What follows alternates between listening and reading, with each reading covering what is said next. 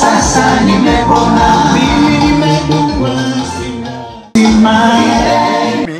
Kwa majina naitwa Charles Mwangome.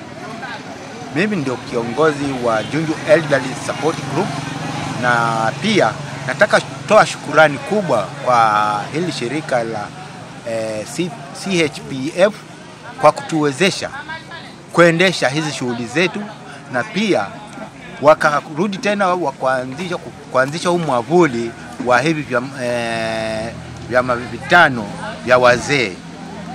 Kwanza ikiwa ni Junju, pili ikiwa Mbomani, tatu ikiwa ni Kidongo, nne ikiwa ni Bodoi, na tano ikiwa ni Milimami. Nimewashukuru sana.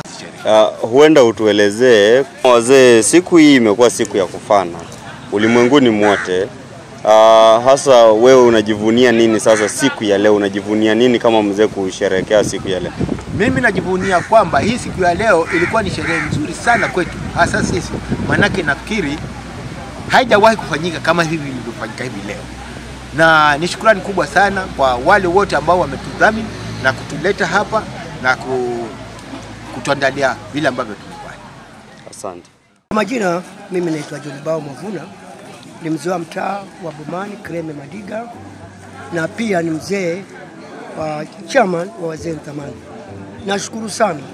Kulikuwa na changamoto wazee kuuliwa ovyo ovyo mtaani kwetu wa Bomani, lakini hata hivyo sasa Mungu akatuletea baraka kwa shirika letu hapa la North Coast, na pia tumedhaminiwa CPHF na wametudhamini vizuri.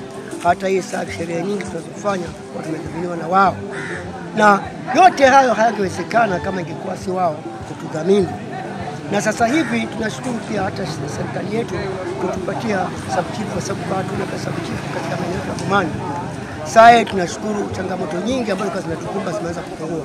Isipokuwa sasa tunahamasisha wenzetu wazee wa barabara nao waweze kujiunga na hizo grupu na tuweze kuwapatia mwelekeo ili tuweze kutumisha usalama katika maeneo ya Bomani.